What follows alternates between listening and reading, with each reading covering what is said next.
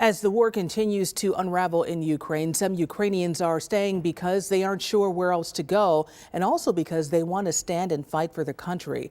But there are some who have fled. 2 on Your Side's Danielle introduces us to a local woman who wants to bring some of her family here. Danielle.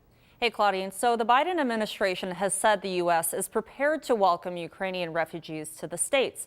However, the federal government hasn't officially approved letting more come here yet. Only so many refugees are allowed to enter the United States, so it's up to the federal government to raise the number during a crisis like the one in Ukraine.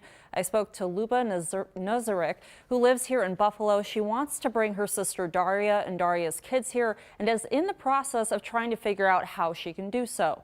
Luba says her sister just made it to Slovakia with her 2 kids and are in a safe place. However, Luba's brother-in-law is still in their hometown in Ukraine. That's because this week, Ukraine's president said any man who's 18 to 60 years old must participate in military duties and stay there. So Luba's brother-in-law is now helping the Ukrainian military patrol streets. Luba says her family has been through a lot this week, especially after Daria had to leave her husband behind. Meanwhile, State Senator Sean Ryan is among a group of legislators trying to secure $9 million in funding for the influx of Ukrainian refugees they expect to come to New York State.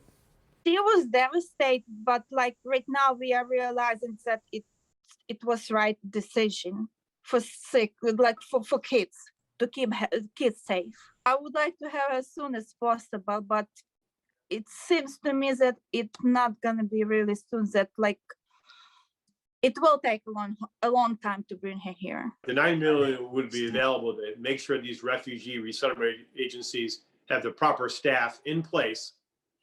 So when the influx happens, we're ready. You can't just turn these groups on in a switch. So you need to get them ready. They need to help secure apartments to comfortably resettle the refugees.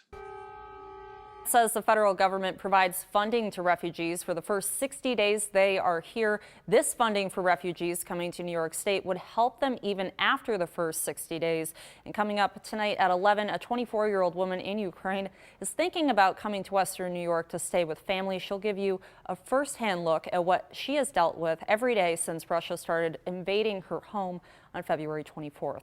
Reporting in the studio, Danielle, Channel 2 News.